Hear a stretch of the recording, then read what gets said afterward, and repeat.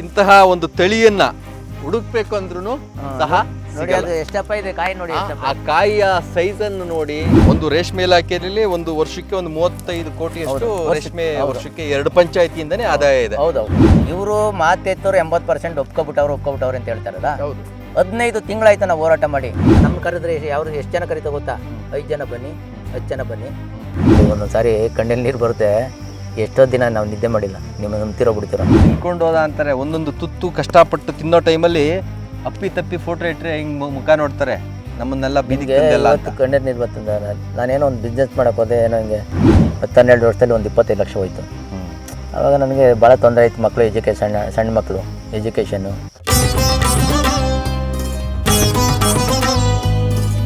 ಇಂದು ನಾವು ಭೇಟಿ ನೀಡುತ್ತಿರುವುದು ರಾಮನಗರ ಜಿಲ್ಲೆಯ ಬಿಡದಿ ಸಮೀಪದಲ್ಲಿರುವ ಸುಂದರ ಗ್ರಾಮ ಬೈರಮಂಗಲ.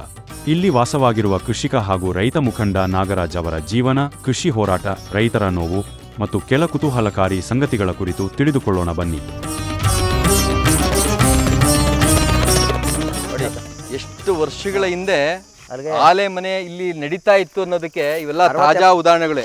60-70 ವರ್ಷಗಳ ಹಿಂದೆ ಈ ಕೊಪ್ಪರಿಗೆ ಇವತ್ತು ನಾವೇನು ನೋಡ್ತಾ ಇದ್ದೀವಿ, ಬೆಲ್ಲ ತಯಾರಾಗ್ತಕ್ಕಂಥ ಇದು ಅವತ್ತಿನ ದಿನನೇ ಇಲ್ಲಿ ಕೃಷಿ ಚಟುವಟಿಕೆ ಹೇಗಿತ್ತು ಅಂತಕ್ಕಂಥದ್ದು ಇವತ್ತು. ಆದರೆ ಒಂದನ್ನು ಯೋಚನೆ ಮಾಡಿ, ಇವತ್ತು ಒಂದು ಸಣ್ಣದೊಂದು ಕಬ್ಬಣ ಇದ್ರೂ ವೇಸ್ಟ್ ಬಿಡು ಮಾರ್ತೀವಿ ಅನ್ನೋ ಒಂದು ಭಾವನೆ ಇರ್ತದೆ ಎಲ್ಲರಿಗೂ. ಆದರೆ ಈ ಒಂದು ಕಬ್ಬಣ ಇವತ್ತು ಹಾಕಿದ್ರೂ ಸಾವಿರಾರು ರೂಪಾಯಿ ಬರುತ್ತೆ, ಆದರೆ ಏನಕ್ಕೂ ಪ್ರಯೋಜನ ಇಲ್ಲ. ಬಟ್ ಆದರೆ ಆ ರೈತ ಒಂದು ನೆನಪು ಇರಲಿ ಒಂದು ಅಂತಕ್ಕಂಥದ್ದು ಯಾರಿಗೂ ಕಣ್ಣು ಬೀಳದೆ ಇವತ್ತು ಆ ಒಂದು ಕೊಪ್ಪರಿಗೆ ಇಲ್ಲಿದೆ ಅಂತ ಅನ್ನೋದಕ್ಕೆ. ಇನ್ನು ಇಂಥ ಕೊಪ್ಪರಿಗೇನೆ ಮಾರಕ್ಕೆ ರೆಡಿ ಇಲ್ಲ ರೈತ, ಇನ್ನು ಜಮೀನು ಬಿಟ್ಕೊಡ್ತಾರ? ಅದು ಯಾಕೆ ಸರ್ಕಾರಗಳು ಯಾಕೆ ಇದನ್ನೆಲ್ಲ ಚಿಂತನೆ ಮಾಡಬಾರ್ದು? ವಿಚಿತ್ರ ಅಲ್ವಾ ಸರ್? ನೋಡಿ, ಇವತ್ತಿನ ಕಬ್ಬಣ ಹಾಕೋದು ಎಷ್ಟು ದುಡ್ಡು ಬರುತ್ತೆ ಸರ್? ಇವಾಗ ನಾನು ಪೈಪ್ ತಂದಿದ್ರು ಅಂತ ಕಬ್ಬಣದ್ದು 2.5 ಇಂಚಿನ ಪೈಪ್ ಎತ್ತಕ್ಕಾಗಲ್ಲ ಸರ್ ಅದು. ಹೌದು. ಇವಾಗ ನಾನು ಮನೆಗೆ ಹಾಕಿದ್ದೀನಿ, ಅಲ್ಲಿ ತೋರಿಸ್ತೀನಿ. ಅಷ್ಟು ಸ್ಟ್ರೆಂತ್ ಕಬ್ಬಣ ಅದು. ಇದು ನೋಡಿ 70 ವರ್ಷ ಆಗಿದೆ. 70 ವರ್ಷ ಆಗಿದ್ರೆ ಇನ್ನು ಎಷ್ಟು ಮಟ್ಟಿಗೆ ಇದೆ ನೋಡಿ. ಈ ಸ್ಟ್ರೆಂತ್ ಇವಾಗ ಕಬ್ಬಣ ಬರೋದೇ ಇಲ್ಲ ಸರ್. ಇದೆಲ್ಲ ನೋಡಿ, ಇದೆಲ್ಲ ಸೃಷ್ಟಿ ಮಾಡಬೇಕಾದ್ರೆ ಮನುಷ್ಯ ಎಷ್ಟು ಶ್ರಮ ಇದೆ. ಈ ಪರಿಸರನ ಸೃಷ್ಟಿ ಮಾಡಬೇಕಾದ್ರೆ ಎಷ್ಟು ಶ್ರಮ, ರೈತನ ಶ್ರಮ. ಇವಾಗ ನಾವು ನಿಮ್ಮನ್ನೇ ಅಂತಲ್ಲ, ನಿಮ್ಮ ಹಿರಿಯರು ಇರ್ಬೋದು, ನಿಮ್ಮ ತಲೆಮಾರು, ನಿಮ್ಮ ತಂದೆ ತಲೆಮಾರು ಇರ್ಬೋದು, ನಿಮ್ಮ ಅಜ್ಜ ತಾತಂದ್ರ ತಲೆಮಾರುಗಳು, ಅವರೆಲ್ಲ ಪರಿಶ್ರಮಗಳ ಫಲನೇ ಈ ಒಂದು ನೇಚರು, ಪ್ರಕೃತಿ, ಕಾಡು. ಇಲ್ಲ ಅಂದರೆ ಇಂಥ ದೊಡ್ಡ ಮರಗಳನ್ನ ಇದು ಮಾಡಿಕೊಂಡು ಇಷ್ಟೊಂದು ಪ್ರಕೃತಿಯನ್ನು, ಆ ಪ್ರಕೃತಿ ಮಧ್ಯ ಇವತ್ತು ಇಡೀ ಬೆಂಗಳೂರು IT ಜನ ಹೊರಗಡೆಗೆ ಹೋಗ್ತಾ ಇದ್ದಾರೆ. ಪ್ರಕೃತಿ ಬೇಕು, ಒಳ್ಳೆ ವಾತಾವರಣ ಬೇಕು ಅಂತ. ನೀವು ಈ ಪ್ರಕೃತಿನೆಲ್ಲ ನೆಲಸಮ ಮಾಡಿ IT-BT ಕಟ್ತಾ ಇದ್ದೀರಾ ಸರ್. ಇವತ್ತು ಕೊರೋನಾ ಬಂತಲ್ಲ, ಎಲ್ಲೆಲ್ಲ ಎಷ್ಟು ಜನ ಇವತ್ತು ಹೊರಗಡೆ ಸಿಟಿಯಿಂದ ಬಂದು ಆಶ್ರಯ ತಗೊಂಡ್ರು. ಹಳ್ಳಿಗಳಲ್ಲಿ 1/2 ಎಕರೆ, 1 ಎಕರೆ, 2 ಎಕರೆ ತಗೊಂಡು ಫಾರ್ಮ್ ಹೌಸ್ ಮಾಡಿದ್ದಾರೆ.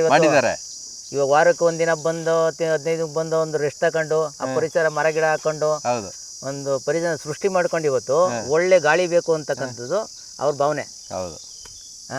ಈ ಮರ ಗಿಡ ಎಲ್ಲ ಕಡ್ದಾದ್ಮೇಲೆ ಎಲ್ಲಿ ನಮಗೆ ಒಳ್ಳೆ ಗಾಳಿ ಸಿಗುತ್ತೆ, ಒಳ್ಳೆ ನೆರಳು ಸಿಗುತ್ತೆ, ಇದೆಲ್ಲ ಯೋಚನೆ ಮಾಡಬೇಕಲ್ವ ಸರ್? ಮಾಡಿ ಇವತ್ತು ಕೃಷಿಗೆ ಒಂದು ಒತ್ತು ಕೊಟ್ಟು ಇವತ್ತು ಬೆಂಗಳೂರಿಗೆ ಸಮೀಪದಲ್ಲಿ ತಾವರೆ ಕೊಳ ಒಂದು ಊರು ಅಂತ ಅಂದಮೇಲೆ ಈ ಥರ ವಾತಾವರಣಗಳು ಇರಬೇಕಾದದ್ದು. ಮನೆ ಎಷ್ಟೇ ಇರಲಿ, 5 ಇರಲಿ 10 ಇರಲಿ, ಈ ಒಂದು ವಾತಾವರಣವನ್ನು ಸೃಷ್ಟಿ ಮಾಡುತ್ತಲ್ಲ ಈ ಥರ ಒಂದು ಇದನ್ನು ನಿಜವಾಗೂ ಇದು ಈ ಒಂದು ಕೊಳ ನೋಡಿದ್ರೆ ಅದ್ಭುತವಾಗಿದೆ. ಈ ಪರಿಸರ ಇನ್ನೊಂದು ಮತ್ತೊಂದು ನೋಡಿ ಸರ್, 200 ಅಡಿ ಓಡ್ತಾ ಇದೆ. 200 ಅಡಿ ಇಲ್ಲಿ ಓಡ್ತಾ ಇರ್ತಕ್ಕಂಥ ನೀರು. ಇಂತಹ ಒಂದು ಬೋರ್ವೆಲ್ ಹಾಕ್ಸ್ಬೇಕಾದ್ರೆ ಅವನ ರೈತನ ಪರಿಶ್ರಮ ಏನಿರುತ್ತೆ, ಆ ಒಂದು ಬೋರ್ವೆಲ್ ಹಾಕಿದಾಗ ಆ ನೀರು ಬರಬೇಕಾದ್ರೆ ಅವನ ರೈತನ ಉತ್ಸಾಹ, ಹರುಷ ಯಾವ ರೀತಿ ಎಕ್ಸ್ಪ್ರೆಸ್ ಮಾಡಿರ್ತಾರೆ. ಇವತ್ತು ಎಲ್ಲವನ್ನು ಬಿಟ್ಟು ಹೋಗಬೇಕಲ್ಲ, ನಿಜವಾಗೂ ಕಷ್ಟ ಆಗುತ್ತೆ. ಇದೆಲ್ಲ ಯಾವ ಮ್ಯಾಂಗೋ? ಇದೆಲ್ಲ ಬಾದಾಮಿ ಸರ್. ಎಲ್ಲ ಬಾದಾಮಿ. ಏನು ರೇಟ್ ಸಿಕ್ಕಿತ್ತಾ ಈ ವರ್ಷ ಸರ್? ನೋಡಿ, ಒಂದು ನಮ್ಮ ರಾಜ್ಯದಲ್ಲಿ ಇವತ್ತು ನೀವು ಕಣ್ಣಾಗಿ ಎಲ್ಲ ಕಡೆ ನೋಡಿದ್ರಿ. ಇವಾಗ ನಮ್ಮ 10-15% ಅಷ್ಟೇ. ಹೌದು. ಫಸ್ಟ್ ಸ್ಟಾರ್ಟಿಂಗ್ ಎಲ್ಲ ಬೆಲೆ ಬಂತು. ಆವಾಗ ಹಣ್ಣು ಮಾಗಕ್ಕೆ ಬಂದಿರಲಿಲ್ಲ ಇನ್ನು. ಅದಾದಮೇಲೆ ಹೋಯ್ತಾ ಡೌನ್ ಆಗೋಯ್ತು ಸರ್. ಎಲ್ಲ 25-30 ರೂಪಾಯಿ. 7ನೇ ವರ್ಷದ ಬಿಡಿದು. ನಾನು ಬಾಳೆ ಹಾಕಿದೆ, ಬಾಳೆ ಮಧ್ಯದಲ್ಲಿ ಅಡಿಕೆ ಕೂರಿಸ್ದೆ ಆಮೇಲೆ 1 ವರ್ಷ ಆದಮೇಲೆ. ಇದು ಅದು ಗೆಡ್ಡೆ ಒಂದೊಂದು ಹಂಗೆ ಇತ್ತಲ್ಲ, ಅದು 7ನೇ ವರ್ಷದ ಗೆಡ್ಡೆ ಇದು ನೋಡಿ. ಏನು ಹಾಕಿಲ್ಲ ನಾವು, ಒಂದು ಕಾಳು ಮೇವು ಹಾಕಿಲ್ಲ, ಏನಿಲ್ಲ. ಬಂದಿದೆ ಇವಾಗ ಬರ್ತವೆ, ಅಕ್ಕಿ ಪಕ್ಷಿ ತಿಂತವೆ. ಆ ಕೋತಿಗಳು ಬಂದ್ಬಿಡ್ತಾವೆ ಒಂದೊಂದು ಸಾರಿ, 2-3 ಬರ್ತದೆ. ಅದು ಎಷ್ಟು ಬೇಗ ಆನಂದವಾಗಿ ತಿಂತದೆ, ಹೋಯ್ತದೆ. ಇವಾಗ ನಾವು ಸಾಕಷ್ಟು ಈ ನೇರಳೆ ಮರ ಅಲ್ಲಿ ನೆಟ್ಟಿದ್ದೀನಿ ಸರ್ ನಾನು, ಫಾರೆಸ್ಟಿಂದ ತಂದು. ಹೌದು, ಅದು ಅಕ್ಕಿ ಪಕ್ಷಿಗಳು ತಿಂತ. ಆಮೇಲೆ ಸಪೋಟ ಏನು ನಮ್ಮ ತೋಟದಲ್ಲಿ ರೈತನ ಬದುಕಿ ಹಾಗೆ ಅಕ್ಕಿ ಪಕ್ಷಿ ಇಲಿ ಯಜ್ಞ ಕೋತಿ ಎಲ್ಲ ತಿಂದು ಉಳಿದ್ರೆ ಏನಾದ್ರು ಅಷ್ಟೇನೆ, ಅವನು ಯಾವುದಕ್ಕೂ ತಲೆ ಕಟ್ಸ್ಕೊಳಲ್ಲ ಸರ್. ಅದೇ ರೈತನ ಬದುಕು. ಬಂದ್ಬಿಟ್ರೆ ಈ ಸಪೋಟ ಖಾಲಿ ಐತಿ ಇವಾಗ. ಆ ಸಪೋಟ ಇದ್ದಾಗ ಆ ಅಕ್ಕಿಗಳ ಜೈಂಕಾರ, ಚಿಲಿಪಿಲಿ ಜೈಂಕಾರ ಹೆಂಗೆ ಅನ್ನೋದು ಅಂದರೆ, ಯಾವ ನಿಮ್ಮ ಅಲ್ಲಾಡ್ಗೆ ಹೋದ್ರೂ ಅದು ಸಿಗಲ್ಲ ಸರ್. ಅದು ನಾವು ಆಚೆ ಕಡೆ ಹೋಗಿ ಎಷ್ಟೊತ್ತಿಗೆ ನಮ್ಗೆ ತೋಟಕ್ಕೆ ಹೋಗೋಣ, ಮನೆ ತಕ್ಕ ಹೋಗೋಣ ಅನಿಸ್ತದೆ. ನಮ್ಗಿಲ್ಲಿ ಸ್ವರ್ಗ ಇದ್ದಂಗೆ ಇದ್ದೀವಿ ಸರ್. ನೋಡಿ, ನಿಮ್ಮ ಒಂದು ತೆಂಗಿನ ಮರ ನೋಡಿದ್ರೆ ಎಂತಹ ಫಸಲನ್ನು ಬಿಟ್ಟಿದೆ ಅಂತಂದ್ರೆ, ಇಂತಹ ಒಂದು ತಳಿಯನ್ನ ಹುಡುಕ್ಬೇಕು ಅಂದ್ರೂ ಸಹ ನೋಡಿ, ಅದು ಎಷ್ಟಪ್ಪ ಇದೆ ಕಾಯಿ ನೋಡಿ, ಆ ಕಾಯಿಯ ಸೈಜನ್ನು ನೋಡಿ. ಇವತ್ತು ಅದು ಎಳ್ನೀರಿಗೆ ಹೋಯ್ತು ಅಂತಂದ್ರೆ 70-80 ರೂಪಾಯಿಗೆ ಕಡಿಮೆ ಇಲ್ಲ ಇರ್ತಕ್ಕಂಥದ್ದು, ಗೊತ್ತಾಯ್ತಾ? ಹಣದ್ದು ಸೆಕೆಂಡ್ರಿ, ಬಟ್ ಆದರೆ ಇಂಥ ಒಂದು ತಳಿಯನ್ನ ರೈತ ಬೆಳೆಸಿ ಮಾಡಿ ಒಂದು ಈ ಮಟ್ಟಕ್ಕೆ ತಂದ ಆದಮೇಲೆ ಇದನ್ನು ಕಳ್ಕೊಳೋದಿದೆಯಲ್ಲ, ಅದು ತನ್ನ ಮಕ್ಕಳನ್ನೇ ಕಳ್ಕೊಂಡಷ್ಟು ಕಬ್ಬು ಇನ್ನು ಈ ಭಾಗದಲ್ಲಿ ಇದೆಯಾ ಸರ್? ಇಲ್ಲ ಸರ್, ಆಗ್ಲೇ 25 ವರ್ಷ ಆಗೋಯ್ತು, ಕಮ್ಮಿ ಆಗೋಯ್ತು. 25 ವರ್ಷ ಅಂದ್ರೆ ಒಂದು ಕಾಲದಲ್ಲಿ ಕಬ್ಬು ಸರ್ ಇಲ್ಲಿ ಫ್ಯಾಕ್ಟ್ರಿ ಆಗಿತ್ತಲ್ಲ, ಇಲ್ಲಿ ಸುಮಾರು ನಮ್ಮ ಬಿಡದಿನಲ್ಲೇ 4 ಫ್ಯಾಕ್ಟ್ರಿ ಇತ್ತು. ಹೌದು, 4 ಫ್ಯಾಕ್ಟ್ರಿ ಇತ್ತು, ಎಲ್ಲ ಸುಮಾರು ವರ್ಷ ಆಗೋಯ್ತು ಸರ್.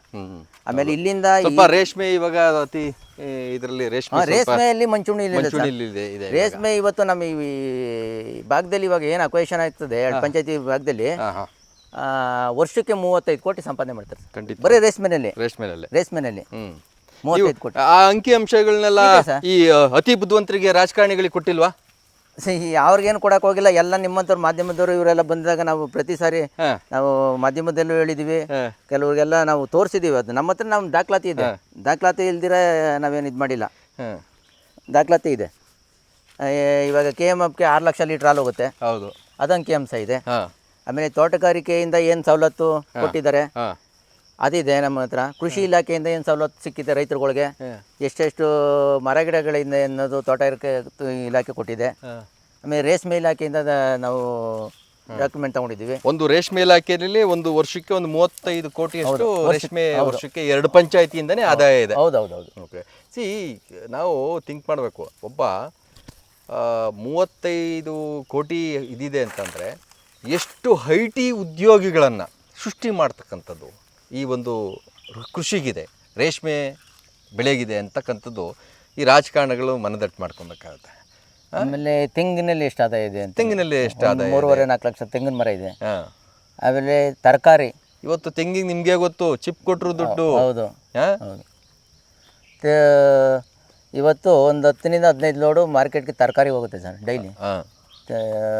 ಏನೋ ಸೌತೆಕಾಯಿ ಇರ್ಬೋದು, ಬದನೆಕಾಯಿ ಇರ್ಬೋದು, ಹೀರೆಕಾಯಿ ಇರ್ಬೋದು, ಟೊಮೊಟೊ ಸುತ್ತಮುತ್ತ ಬನಶಂಕರಿ ಮಾರ್ಕೆಟ್ಗೆ ಹೋಗುತ್ತೆ, ಈ ಕಡೆ ಮಾಗಡಿ ರೋಡ್ಗೆ ಹೋಗುತ್ತೆ, ರಾಮನಗರ ಹೋಗುತ್ತೆ. ಆಮೇಲೆ ಬೇಬಿಕಾರ್ನು, ಬೇಬಿಕಾರ್ನ್ ಭಾಳ ಇಲ್ಲಿ ನಮಗೆ ಜಾಸ್ತಿ ಬೆಳಿತಾರೆ ಸರ್. ನಿಮ್ಮ ಪ್ರಕಾರ ವಾಸ್ತವವಾಗಿ ಮಾತಾಡೋಣ, ನಿಜವಾಗೂ ಎಷ್ಟು ಜನ ಅಕ್ಸೆಪ್ಟ್ ಮಾಡ್ಕೊಂಡಿದ್ದಾರೆ, ಎಷ್ಟು ಜನ ಅಕ್ಸೆಪ್ಟ್ ಮಾಡ್ಕೊಂಡಿಲ್ಲ, ಅಥವಾ ಅಕ್ಸೆಪ್ಟ್ ಮಾಡ್ಕೊಂಡಿರೋ ಯಾವ್ಯಾವ ದೃಷ್ಟಿಕೋನ ಇಟ್ಕೊಂಡು ಅಕ್ಸೆಪ್ಟ್ ಮಾಡ್ಕೊತಾವ್ರೆ? ಇವತ್ತು ಒಂದೇ ಒಂದು ನೀವು ಆಳವಾಗಿ ಯೋಚನೆ ಮಾಡಿ, ಇವರು ಮಾತೆತ್ತೋರು 80% ಒಪ್ಕೊಬಿಟ್ಟವ್ರು ಅಂತ ಹೇಳ್ತಾರಲ್ಲ. ಹೌದು, 15 ತಿಂಗಳಾಯ್ತು ನಾವು ಹೋರಾಟ ಮಾಡಿ. 15 ತಿಂಗಳಿಂದ 80% ಒಪ್ಕೊಂಡಿದ್ದಾರೆ, ನೀವು ಅಕ್ವೇಷನ್ ಯಾಕೆ ಮಾಡೋಕ್ಕಾಗಲಿಲ್ಲ? ಒಂದು ಫಸ್ಟ್ ಸ್ಟಾರ್ಟಿಂಗು ಫಿಲಮ್ನಲ್ಲಿ ನೋಟಿಫಿಕೇಶನ್ ಮಾಡಿದ್ರು, ಆಮೇಲೆ JMC ಅಂತ ಜಂಟಿ ಸರ್ವೆ ಅಂತ ಮಾಡೋಕ್ಕೆ ಹೊರಟರು. ಏನು 15 ಜೀಪು, ದಿನ 15 ಜೀಪು ಒಂದೊಂದು ಕಡೆ ಬಿಟ್ಬಿಟ್ಟು ಮಾಡ್ಸೋಕೆ ಕೊಟ್ಟರು. ರೈತರು ಯಾರು ಮಾಡಿಸ್ಲಿಲ್ಲ, ಅದನ್ನು ತಡೆ ಹಿಡ್ದು ಆಮೇಲೆ ನಿಲ್ಲಿಸ್ಬಿಟ್ರು. ಆಮೇಲೆ ಕನ್ಸಲ್ಟಿಂಗ್ ಅಕ್ವೇಷನ್ ಅಂತ ಮಾಡಿದ್ರು, ನೀನು ಒಪ್ಕೊಂಡ್ರು ನಾನು ತಗೋತೀನಿ ಅಂತ. ರೈತರು ಯಾರು ಒಪ್ಪಲಿಲ್ಲ, ಸುಮ್ಮನೆ ಆಗೋದ್ರು. ಮತ್ತು 80% ಒಪ್ಕೊಂಡಿದ್ರು, ಯಾಕೆ ಮಾಡೋಕ್ಕಾಗಲಿಲ್ಲ ಅಲ್ವಾ? ಒಪಿನಿಯನ್ ಇದ್ರೆ ಮಾಡಬೇಕಲ್ಲ. ಅಲ್ಲಿರೋರೆಲ್ಲ ನಕಲಿಯರು, ಜಮೀನು ಇಲ್ದಿರ ಅವ್ರೇನು ಕರೆದ್ರೆ ಅಂಕಿ ಅಂತ ನೀವು ರೈತರು ಬನ್ನಿ ಮಾತುಕತೆಗೆ ಅಂತ ಬರೀ 50 ಜನ 30 ಜನ ಹೋಯ್ತಾರೆ. ಯಾರು ಅದೇ ಸಾಮ್ರಾಜ್ಯ ಅದೇ ಸಂಬಳ ಅವ್ರಿಗೆ ಎಲ್ಲ ಕೂತ್ಕೊಂಡು 4 ಗೋಡೆ ಮಧ್ಯೆ ಕೂತ್ಕೊಂಡು ಹೇಳ್ತಾರೆ. ಅದೇ ನಾವು ಬರ್ರಿ ಅಂದರೆ 1,500 2,000 ಜನ 3,000 ಜನ ಹೋಯ್ತು. ಅಲ್ಲಿಗೆ ಬರಲ್ಲ ಅವರು. ಬರಲ್ಲ. ನಮ್ಮ ಕರೆದ್ರೆ ಎಷ್ಟು ಜನ ಕರೀತಾ ಗೊತ್ತಾ? 5 ಜನ ಬನ್ನಿ, 10 ಜನ ಬನ್ನಿ. ಅರ್ಥ ಮಾಡ್ಕೋಬೇಕು ಸರ್ ಇವೆಲ್ಲ. ಇವತ್ತು 15 ತಿಂಗಳಿಂದ ಬೀದಿಲಿ ಕೂತ್ಕೊಂಡು ಹೋರಾಟ ಮಾಡ್ತಾಯಿದ್ದೀನಿ. ನಮ್ಮ ನೋವು ಯಾರು ಕೇಳೋರಿಲ್ಲ ಸರ್. ಹಂಗಾಗ್ಬಿಟ್ಟು ಒಂದೊಂದು ಸಾರಿ ಕಣ್ಣಲ್ಲಿ ನೀರು ಬರುತ್ತೆ. ಎಷ್ಟೋ ದಿನ ನಾವು ನಿದ್ದೆ ಮಾಡಿಲ್ಲ. ನಿಮ್ಮ ನಂಬ್ತಿರೋ ಬಿಡ್ತಿರೋ. ಯಾಕೆಂದರೆ ಇವೆಲ್ಲ ನಾವು ರೈತರಾಗಿ ನಮ್ಮ ಮಕ್ಕಳಿಗೆ ಏನು ಪೂರ್ವಜರು ಕೊಟ್ಟು ಅಂಥ ಭೂಮಿ ಇದಲ್ಲ. ನಾವೇನು ನಮ್ಮ ಅಪ್ಪ ಸಂಪಾದನೆ ಮಾಡಿದ್ದಲ್ಲ, ನಾನಲ್ಲ, ನಮ್ಮ ತಾತ ಸಂಪಾದನೆ ಮಾಡಿದ್ದು. ನಮ್ಮ ಅಪ್ಪರು ಕೊಟ್ಟರು, ನಮ್ಮ ಅಪ್ಪರು ಉಳಿಸ್ಬಿಟ್ಟು ಹೋದ್ರು, ನಮ್ಗೆ ಕೊಟ್ಟವ್ರೆ. ನಾವು ಅಷ್ಟೋ ಇಷ್ಟ ನಮ್ಮ ಮಕ್ಕಳು ಉಳಿಸ್. ನಾಳೆ ನಾವು ಮಕ್ಳಿಗೆ ಉಳಿಸ್ಲಿಲ್ಲ ಅಂತಂದ್ರೆ ಮಕ್ಕಳು ನಮ್ಮ ಫೋಟೋನು ಹಾಕಲ್ಲ ಮನೆಯಲ್ಲಿ. ಎಲ್ಲ ಮಾರ್ಕೊಂಡು ತಿನ್ಕೊಂಡು ಅಂತಾರೆ ಸರ್. ತಿನ್ಕೊಂಡು ಹೋದ ಅಂತಾರೆ. ಒಂದೊಂದು ತುತ್ತು ಕಷ್ಟಪಟ್ಟು ತಿನ್ನೋ ಟೈಮಲ್ಲಿ ಅಪ್ಪಿ ತಪ್ಪಿ ಫೋಟೋ ಇಟ್ಟರೆ ಹಿಂಗೆ ಮುಖ ನೋಡ್ತಾರೆ, ನಮ್ಮನ್ನೆಲ್ಲ ಬೀದಿಗೆ ಇವತ್ತು ಕಣ್ಣೀರು ನೀರು ಬರ್ತಂದ.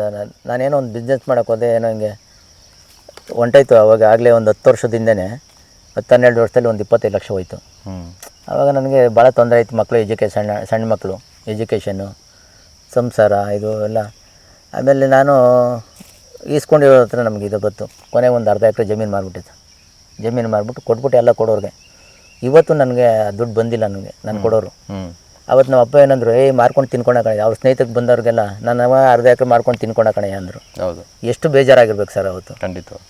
ಅದನ್ನು ಇವತ್ತು ನನ್ನ ಮಗನ್ನ ಮಂಗಳೂರಲ್ಲಿ ಓದಿಸೆ, ಎಕ್ಸ್ಪರ್ಟ್ ಕಾಲೇಜಲ್ಲಿ ಓದಿಸೆ ನನ್ನ ದೊಡ್ಡ ಮಗನ.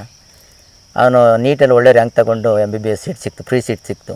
ಆ ನೋವು ನನ್ನ ಮಗ ಮರೆಸ್ತ. ಇವತ್ತು ಫ್ರೀ ಸೀಟ್ ಸಿಗಬೇಕಾದ್ರೆ ಅಷ್ಟೊಂದು ಸುಲಭ ಅಲ್ಲ MBBS. ಹೌದು. ನನಗೆ ನನ್ನ ಮಗ ನನಗೆ 1.25 ಕೋಟಿ ಉಳಿಸ್ತಾ ಅನ್ನೋ ಆತ್ಮತೃಪ್ತಿ ನನಗಿದೆ ಸರ್ ಇವತ್ತು. ಆ ನೋವನ್ನ ನನ್ನ ಮಗ ಮರೆಸ್ತಾ. ಖಂಡಿತವಾಗಿ ನಿಜವಾದ ರೈತರುಗಳಿಗೆ ಯಾವತ್ತೂ ಸಹ ಸೋಲು ಅನ್ನೋದು ಇರೋದಿಲ್ಲ.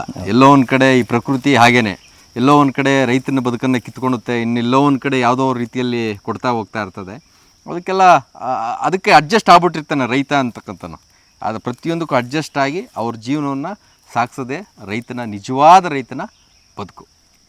ಇರಲಿ, ಯಾವುದೇ ಸರ್ಕಾರ ಒತ್ತಡ ಇನ್ನೊಂದು ಮತ್ತೊಂದು ಏನೇ ಬಂದ್ರೂ ಸಹ ಈ ಪ್ರಕೃತಿ ಅನ್ನೋದೊಂದು ಇದ್ದೇ ಇರುತ್ತೆ. ಈ ಪ್ರಕೃತಿ ಮಾತೆ ಕೈ ಬಿಡಲ್ಲ ರೈತರನ್ನ ಅಂತ ಹೇಳೋಕ್ಕೆ ನಾನು ಇಷ್ಟಪಡ್ತೀನಿ. Thank you sir.